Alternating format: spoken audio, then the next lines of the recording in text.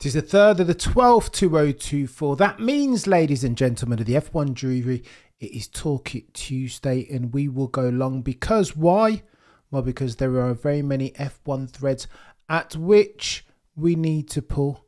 Is this the end of Franco Colapinto's fledgling F1 career?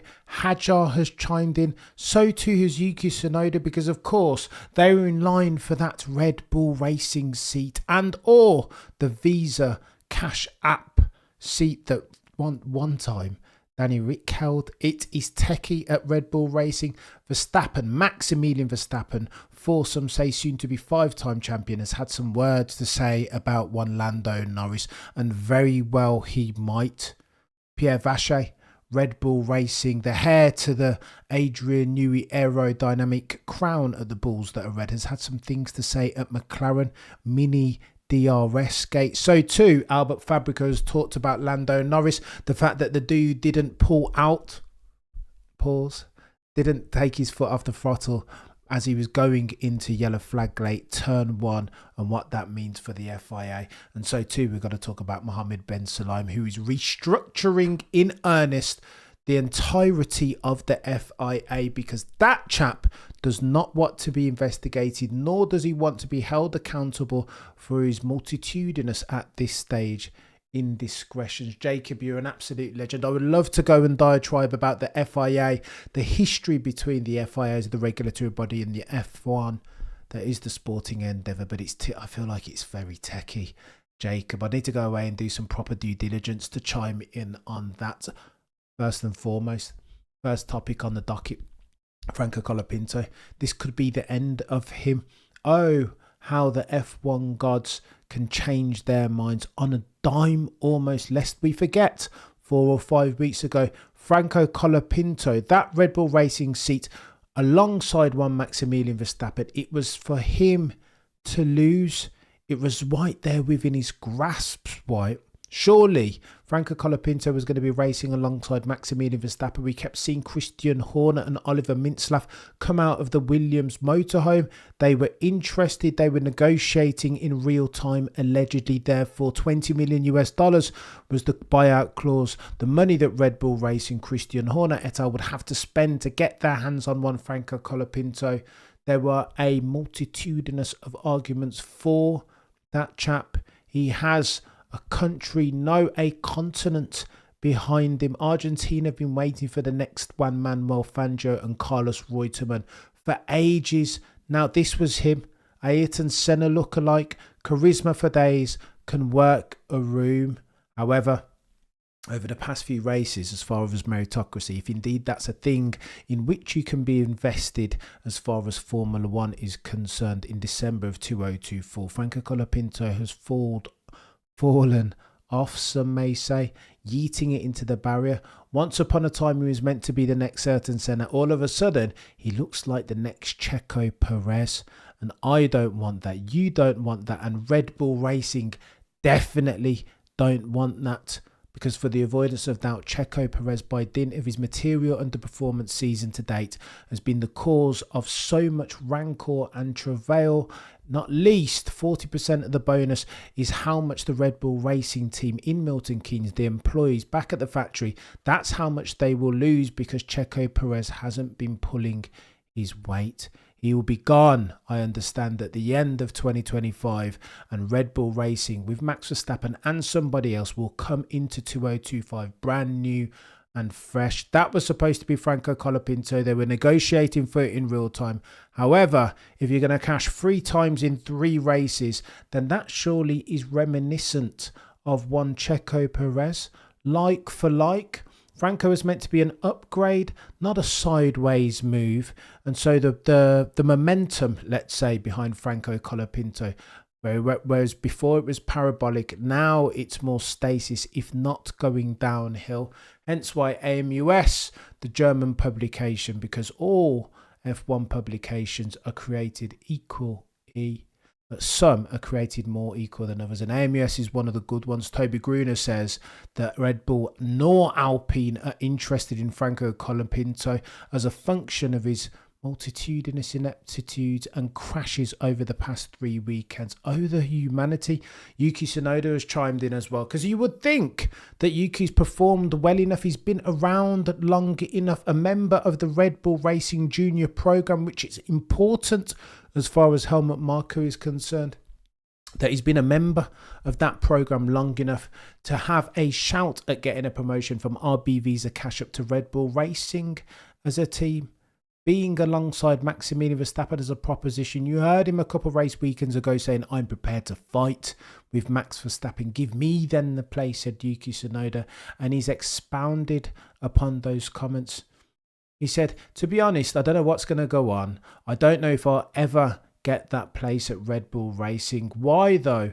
I don't know. I hope I'm in the mix, but I don't know what more I can do as a racing driver. I'm sure that if I'm in the seat, I can fight for a higher position in the constructors for Red Bull Racing. But there are other things. There's politics. They decide what they want. Your heart bleeds at this stage for Yuki Tsunoda. Sometimes Helmut Marko will say some things. However, as far as his preoccupations and principal points of contention with Yuki Tsunoda as far as promoting him to the parent member team, sometimes you think he's being harsh, but then Yuki Tsunoda will do what Yuki Tsunoda does and yeet it into the barrier, or a cheeky indiscrepancy of the verbal variety over the radio, and that almost justifies all of the comments that Helmut Marko, the criticisms even, that Helmut said about him. He needs to be pitch perfect if indeed he harbours aspirations to sit alongside Maximilian Verstappen at some point in the not too distant future. Yuki continues, historically looking back, however, it's pretty natural that the driver, for example, in our team RB Visa Cash Up, if he outperforms the other driver this consistently, as I have Checo Perez these last few years, then they should get the promotion. Yuki Tsunoda bookends that this is kind of a natural thing if indeed you are invested in meritocracy. He says, however,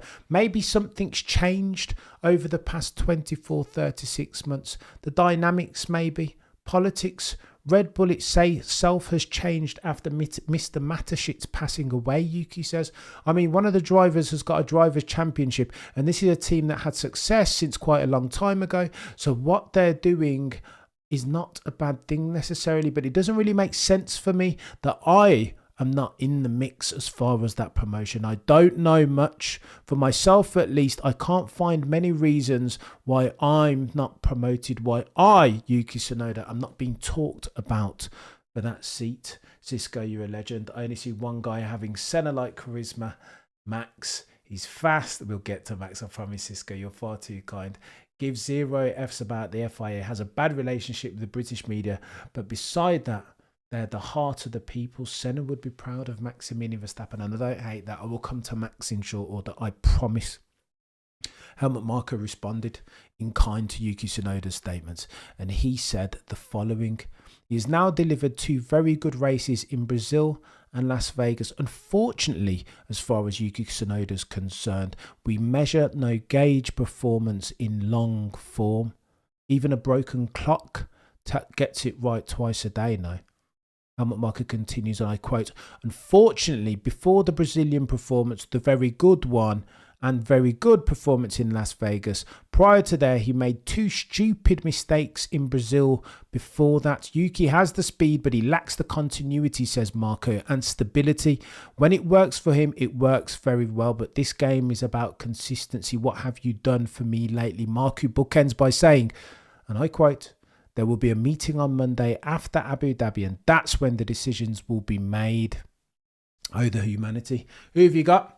You tell me in the chat who you think is going to smash this position, because there are a couple names, right? Isaac Hajar is one. So too, Liam Lawson is the other. And then Yuki Tsunoda has an outside chance. My money is on Liam Lawson. Stable pair of hands potentially, although I think they underestimate Liam Lawson. I feel like listening to him, he has a certain bass in his voice, a certain confidence about him. He's not coming in there looking to play second fiddle. He doesn't want to be a rear gunner to Max Verstappen, as brilliant as the 4 soon-to-be 5-time champion is. Liam Lawson is coming in there to take names. He's told us as much. He wants to fight with Max Verstappen from the inside. And that's why potentially Isaac Hadjar might be a savvier appointment as far as the Bulls that are red are concerned. Hadjar had this to say when questioned recently in a press conference. I don't know what's going on. And maybe if I open my mouth and say that I do, that might jeopardise what's going on. But a report says that Isaac Hadjar will be the favourite to get the promotion if indeed Liam Lawson succeeds in being Maximilian Verstappen's teammate next year. Here's why. The reason why they'll want to go with a Hadjar over a Colapinto, let's say, is because Red Bull, at least ostensibly, for the world's PR, press and media, have always been a team to promote internally, especially young hot prospects like a Hadjar or a Lawson or maybe an outside chance Sonoda. This has always been the case, right? Please rewind back to 2010 when they promoted Sebastian Vettel, when they had the opportunity to promote or sign even two-time champion Fernando El Plan Alonso, man from Oviedo, Astoria, and Helmut Marko is still singing from that same hymn sheet, beating even the Red Bull Junior program drum. Hence, then it would be a contradiction even in terms. It'd be a juxtaposition for them to talk all of this Red Bull Junior program stuff and then go outside of that and sign one Franco Colapinto, particularly if Isaac Hadjar fares well. He will be in free practice over the weekend. I know there was a free practice session with Hadjar and he didn't fare too well. I want to say at Monaco potentially, but don't fact check me. The last time he was in free practice, they weren't awfully impressed, super slow, very tentative. However, between now and then, super well in F2, currently sat in second position behind Bortoleto, who already has a seat at Sauber, soon to become Audi. So how does it look then, ladies and gentlemen of the F1 jury, if Red Bull are constantly looking to saying that they're going to promote internally and they have themselves an F2 winner or an F2 vice champion who they're not promoting to the big seats at RB Visa Cash App? Not very good, I would contend. Oh, and by the way, candidate, any driver that wishes to compete with Max has to study. Candidate, are you on board now, candidate? Do you see, candidate? I tell you what, before we get to Max, I'm loving this period where it's almost self-evident, because for a long time, the community, especially the Lewis Hamilton community candidate, if we're honest, right, for a long while, the community was doing one of these massive divergence. You were either a Sir Lewis Hamilton fan and hated everything to do with Max Verstappen. Oh, Max is rubbish. He can't take adversity. He's an Adrian Newey car merchant. Let's see how he fares when he hasn't got the quickest cars. These are the FAQs from the Maximilian Verstappen naysayers. Once upon a time, I was one, for Pete's sake. In 2016, say, when he was crashing a bit too frequently, I thought it was a stay of execution, that he would have been gonzo out of that Red Bull team, and it was only a matter of time. A la Daniel Kvyat et al., Albon, Gasly, etc. There's a gazillion names, and Red Bull don't hesitate normally to pull the trigger on underperforming drivers, but then all of a sudden, he's 2 tenths adrift of Lewis Hamilton at Monaco, in free practice, in his maiden season, in a Toro Rosso, and you're like, okay, hang on, it's a little bit different. And then it's 2016 Brazil, and then it's like, hang on, what is going on here? I still watch back 2016 Brazil, and I still can't understand. Hence why you see me. They can criticize me as much as I want, like, stop with the Max glazing, until I understand intrinsically exactly what it is about Max Verstappen that enables him to go out and deliver in this very metronomic par excellence way with such almost a scary consistency, until I understand from whence this Max Verstappen fella came, and until he stops performing, making these bonkers generational performances, you'll always hear me come on and dine in the tears of those, particularly of the Colt LH fan base, of those who enjoy drinking from the fountain of unreason. I will dine on their tears. I have to. All of the abbots of unreason, because every single time Max comes out and does something else that's like, How about this? Exhibit 777. Like, it's just like, what? But I digress. I'm not going to do the Max thing. I will talk about Max very shortly in a second. You tell me what you think about this Max Verstappen thing. In fact, before I go on to that when you watch back the Sky F1 internationally syndicated broadcast, do you also hear their change in tone? I see why Max Verstappen fans for the longest time have been like, hang on. Max will do something like this, and then the Sky F1 commentators barely a mention. So yeah, well, Max wins again. Like they don't the effusive praise or lack thereof has been notable, conspicuous in its absence as far as Sky F1. But I think that's something to do with stiff upper lippery. I'll be honest with you, Crofty. There is a certain reservation in the Sky Sports Sky F1 broadcast. They just, do you know what I mean? I can't get too excited.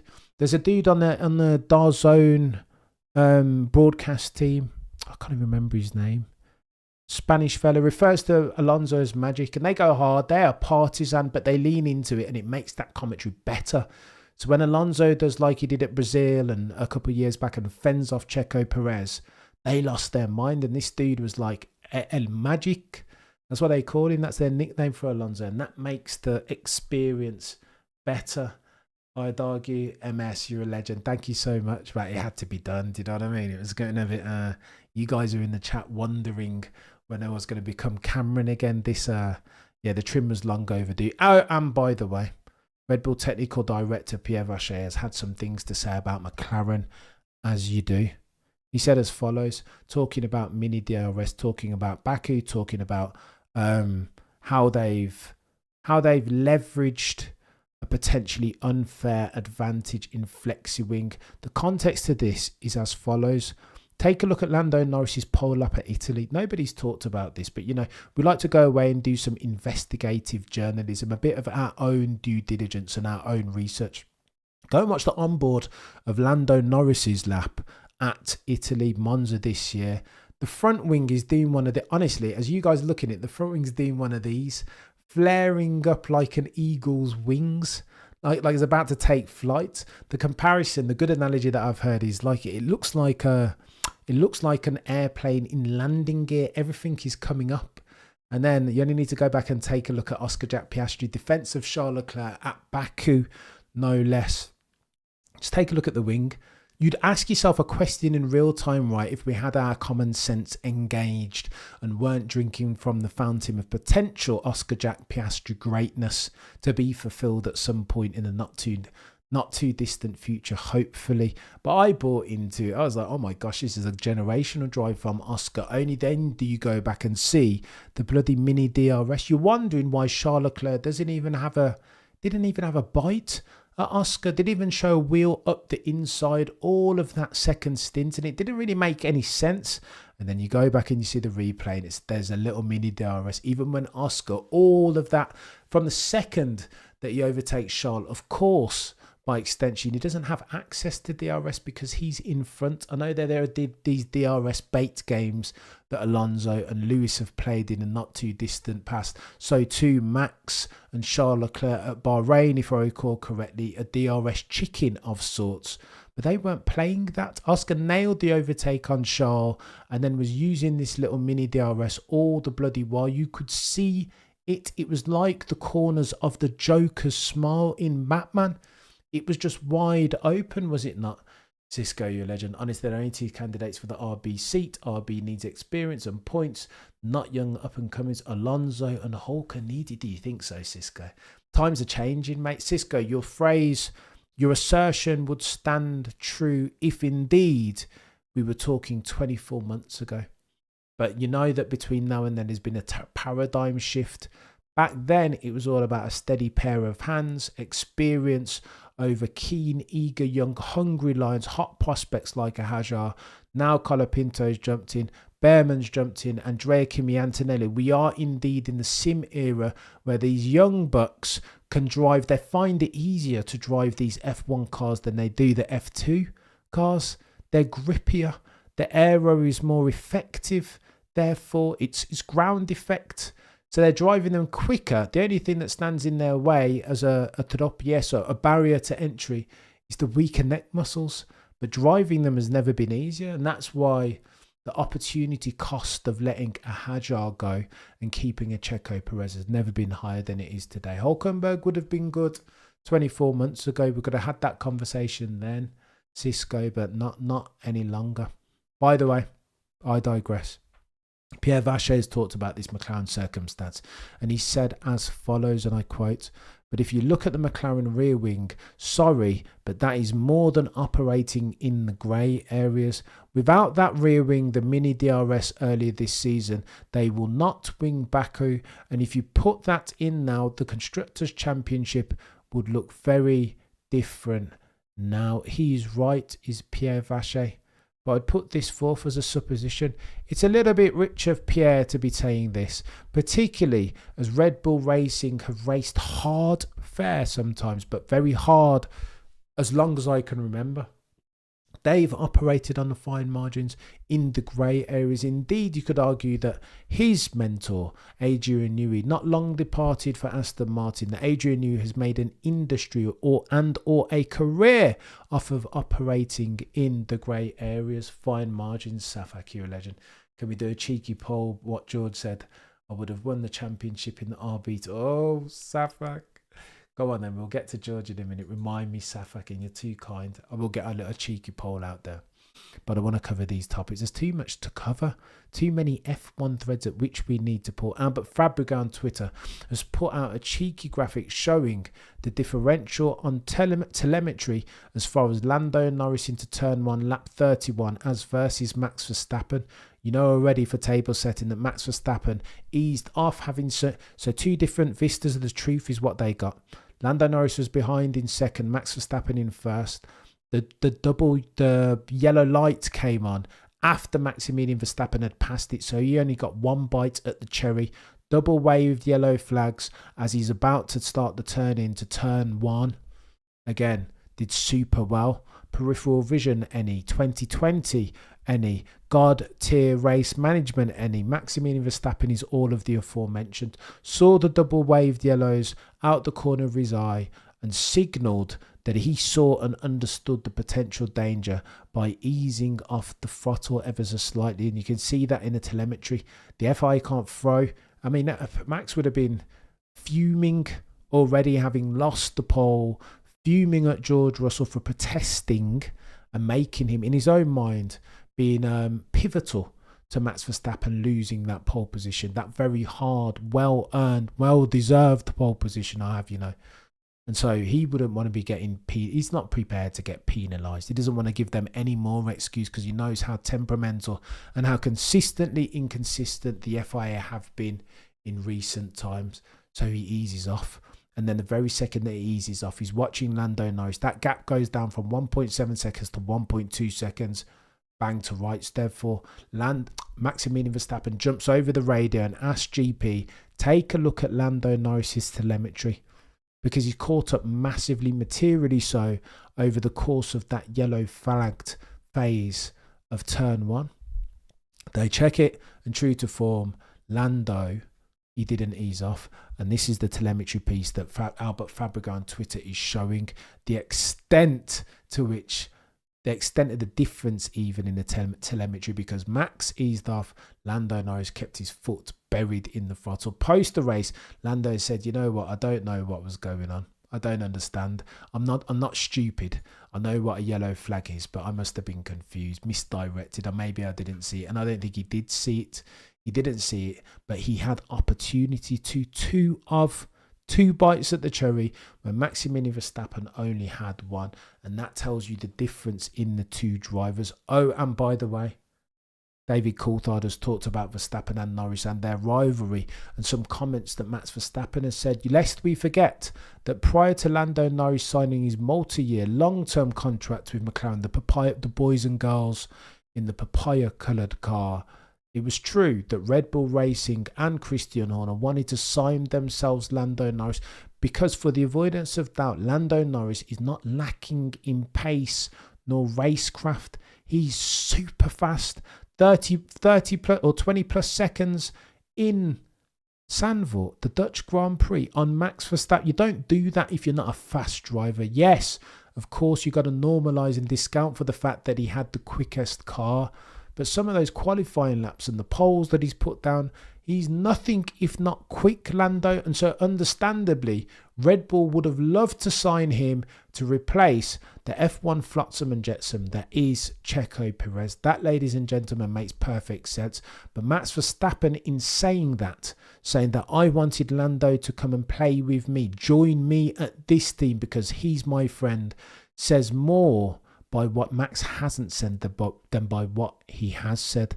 If you read between the lines here, I don't think Max Verstappen would offer Lewis Hamilton, because lest we forget, Anthony Hamilton, Lewis's dad, when Lewis was looking to move from Mercedes and ended up at Ferrari, when that was all going on in the background, Anthony Hamilton was having a conversation with Christian Horner to explore the possibility of Lewis positioning himself at the Bulls that are red in 2025. That's a real thing. That happened. Max Verstappen is not looking to, he doesn't want that smoke.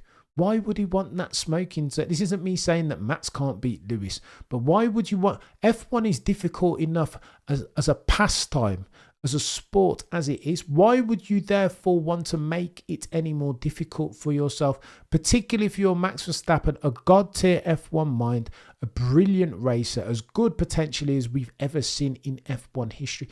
Why would you want to make your life any more difficult by putting a fire-breathing dragon in Sir Lewis Hamilton, 7-time champion, GOAT settings, in the car alongside you? No, thank you. No chance.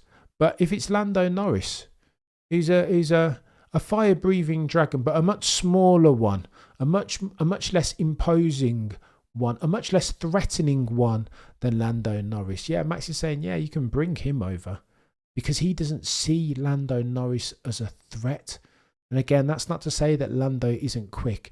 It's to say that he doesn't have all of the other bits. Speed, for the avoidance of doubt, is just the ground floor, basement, level 0, as far as what you need, the requisite minerals to become a race winner, frequent one, and a championship. And you could argue that as of the 3rd of the 12th, 2024, that Lando Norris has proven himself incapable, beyond reasonable doubt, of having any of those other constituent bits. And Bob's, he's basically Lando Norris with a slower car. Oof. You better hope Max goes to Le Mans. Yeah, I think Lando needs to hope for something, because, listen, this isn't me saying that Lando can't continuously improve. He's very young still, though he's been in F1 for 6 years plus now. Like, do you know what I mean? Not quite a veteran yet, but he will be there soon.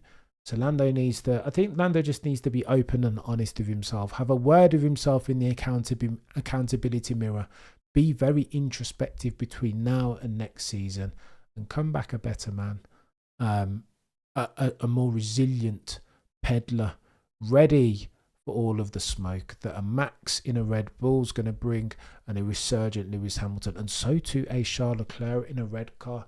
Oh, and by the way, you know, before we talk about this FIA stuff and Mohammed Ben Sulayem bending and breaking the rules so that nobody can investigate it, let me say this. I'm tired of talking about the FIA and Mohammed Ben Sulayem at this point. Like, I would love nothing more for the FIA to just do their job. Bill Belichick settings. Believe me when I say this. Like, that's the God's honest truth. I would love for them to tick all the boxes, for them not to leave Alex Albon's bloody mirror on the track for 3 laps so that Sainz and Lewis Hamilton can go over it and puncture their tyres. I would love to not have to pitch at Peter Wins, a friend of the channel, why FIA are so consistently inconsistent. I would love for nothing more than to not have to address this topic again. Desperately, and I mean that genuinely. However, we're going to have to go for it again, aren't we? Are you ready, chat? Scorched Earth Cameron incoming. What are we doing? This makes no sense. Joe would fold if in Lando's seat. Go on then. We'll have a conversation. Safak, I promise you, we'll have the George Russell conversation at some point. Maybe later on in the week, because I think George is George, the George Russell of Kingsley Norfolk conversation is very, very techie now more than ever, isn't it? We have over the course of the weekend, Safak, I'll put out the George poll. Remind me though. Go on then, FIA. Final topic on the docket. Are we ready, ladies and gentlemen? Incoming scorched earth camera. What are we doing here? Like, this doesn't make sense. What are we doing? Look, they've lost a gazillion people by dint of the fact that the audit committee are now asking questions of Mohammed bin Sulayem, sense checking him, checking his maths. Let's take a step back here for a second. Auditors, that's what their job is to do. When internal or external auditors go into a company and check their maths, when they rubber stamp their accounts, that's what they're to do, to make sure that everything is prim and proper, fit for purpose. If you are publishing a set of accounts, then everything needs to tick and tie, everything needs to rec, the P&L needs to match the balance sheet and vice versa. Everything needs to tick and tie. That's why auditors will come in and sense check numbers, for Pete's sake. If you've got an operational audit, same thing as well, but from an operational infrastructure and process flow perspective as versus finance and numbers. Auditors are there to act in a way that's independent from the entity that they are auditing, for Pete's sake. If those Chinese walls are not there between the auditor and the auditee, then one cannot do its job, for Pete's sake. You need the auditor to be, by default, by definition of its function and remit, independent of the entity that it is auditing. This is not rocket science, ladies and gentlemen. You can look this up. Google will tell you what I've just told you. I'm not some god tier mind for knowing this very noddy information. These are the parameters within which I work every single day. So I say that to say this, to ask you this question. How, if the FIA is a serious regulatory body, how is Mohammed bin Sulayem disbanding all semblance of independence of the audit commission? How? This makes no sense. Who? Mohammed bin Sulayem can't tick his own homework. He can't mark his own homework. That's unacceptable. But for an organisation so big, with the responsibility that the FIA have over F1 as a $1 billion sporting entity, Mohammed bin Sulayem can't, no, he shouldn't be able to tick his own homework.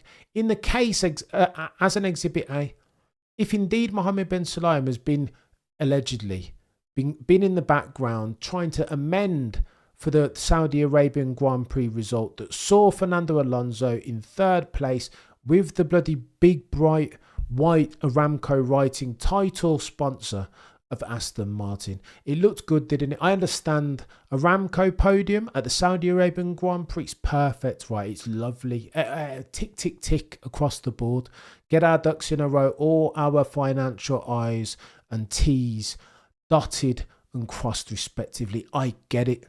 But if the head of the FIA on the back of a Fernando Alonso demotion is in the background trying to tinker with that result, trying to reverse out for that, demote George Russell and reinstate a podium for Fernando Alonso. If that stuff is happening in the background, that is a case in point as to why you have yourself an independent audit committee to sense check their maths and to mark their homework. There can be no impropriety because of the audit committee. When you disband them, why else would you disband the audit committee unless you harboured aspirations to go and act improperly? I will wait. That's a non-rhetorical question. You guys told me in the chat, what could be the other, what's the mens rea of that with that? What is the other motivation? I would contend, for the avoidance of doubt, that there can be no other motivation than acting in a way that is improper. And that, ladies and gentlemen, is what's going on. Andrew Benson reports in the BBC today that a set of revisions to the statutes governing the Audit and Ethics Committee has been circulated to member clubs to be approved at a vote by the FIA General Assembly on the 13th of December. These would ensure that any ethics complaints, remember there was a whistleblower, the whistleblower said, I think MBS was acting improperly around Aston Martin, Fernando Alonso at the Saudi Arabian Grand Prix. These new changes would ensure that any ethics complaints were overseen by the FIA President and the President of its Senate rather than the Senate itself. This chap wants to go and check his own homework. What are we doing here? These proposals come, Andrew Benson of the BBC reports, after a year in which the Ethics and Audit Committees investigated a number of allegations about the conduct of FIA President, the 1.5 million President's Fund. What's going on with that? Where's that 1.5 million going? Well, nobody knows. Apparently that case was dismissed. Open, honest and transparent FIA. The former chief executive, Natalie Robbins, she left the organisation after raising questions about the general governance of the FIA and its profession practices, including finances in the president's office, for Pete's sake. Benson continues, the head of audit committee, Bertrand Bardre, and audit committee member Tom Purvers were fired this summer in the wake of the investigations. The compliance officer too fired. All these people since checking Mohammed Ben Sulayem in the FIA's maths. Gonzo Sakabo no longer in place. In essence, critics say that these changes would neutralise the ability of whistleblowers to expose questionable behaviour to the ethics and audit committees, and the ability of those committees to pursue actions against any wrongdoing. The Senate, which no longer has to be sent any ethics report, is a 12-person body. Listen, I can't even, but the FIA, for the avoidance of doubt, when asked, has declined to comment. What are we doing here? Honestly, Michael, it's done. It is done for me. I don't know else what to say. I'm tired. I'm sick to the back teeth of talking about the FIA. For me, why can't it be Jean Todt Times and Charlie Whiting? The FIA is supposed to be a silent partner now. Do your job then. Bill Belichick's settings in silence. A silent partner. You're getting paid $40 million US. Do your job, therefore, FIA. Please, for once. It's not as if they're nailing it in the background, right? Sacking all their people as if they've got it all in hand. And then the bloody lights won't even work on the safety car to let Max Verstappen know when he can from when he can't go. Alex Albon's bloody wing mirror on track and nobody can go and get, like, what are we doing? Don't even action a virtual safety car. Like, what? The FIA aren't doing their job, and this is how they remedy for that. Clearly the right hand isn't talking to the left. But again, I always say this about the FIA's activities. What else would we expect at this stage? Am I a tad naive? I think so, for expecting anything different. If past is prologue, plus ça change, the more things change, the more things stay the same, particularly in the weird and wacky world there is F1 and its regulatory body, the FIA. What are we doing? MBS is techie turtle. I don't even want, look, all of this allegedly, right, I've got to caveat all of the aforementioned. I know Andrew Benson is one of the go-toest ones. For the avoidance of doubt, all F1 publications and journalists are created equal E, but some are created more equal than others. Andrew Benson is one of the good ones, and if he's talking about it, then, you know what I mean, you can take this to the bank 9.5 times out of 10. But bloody Nora, how many times do we have to have this conversation? Can't we just talk about some racing and Lando and Max and Lewis? You know what I mean? Can't we talk about some of that stuff? Lewis getting called out, people saying, Sophia Flourish saying that Lewis, he wants to put his money where his mouth is and buy his own team and hire women there to do, like, can't we just talk about that? Why are we always having to talk about this bloody guy? Listen, the sooner that dude's gone, the better. Let me tell you a quick story. You hear me saying that, what's going on up there? I hope you're good. You hear me saying each and every single time about MBS, that he's an attention seeker. Why is he there chucking and jiving front and centre, kikiing with the winning driver, phoning Maximilian Verstappen, forcing to be 5-time champion? Is that appropriate of the FIA, the head of? Non-rhetorical question again. Don't know the answers. Why is Mohammed... Yeah, they can have conversations if they're what, but why is Mohammed Ben Sulayem contacting Maximilian Verstappen? He, of course, is a key stakeholder. But is that what MBS should be doing? If Max wants to talk to him, then that's fine. But if improper behaviour is front and centre of the mind, then is that something that MBS should be doing? And I say all that to say this. You guys hear me?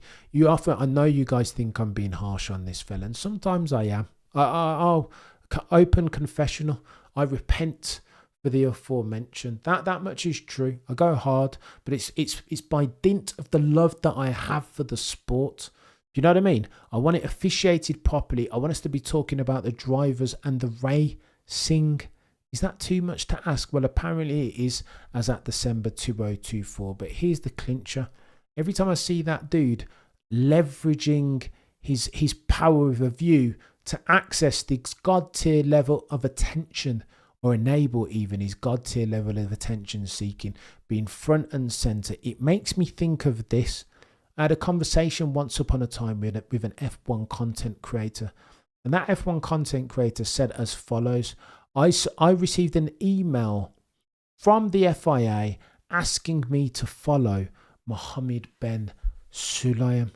What is that about, ladies and gentlemen? If indeed Mohammed Ben Sulayem is the head of the FIA, whose remit it is to make sure that the competitive playing field is levelled, so too to institute for the rules and the regulations in a way that's consistent across all related parties.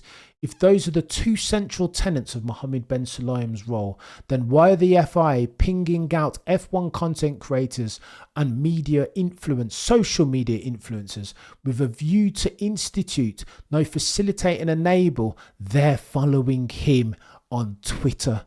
As if that is important, as if that is a first order priority. If they were ever the epitome of getting your priorities in the wrong order, putting the cart before the horse, throwing the dartboard at the darts, then this, ladies and gentlemen of the F1 jury, is that. But I digress.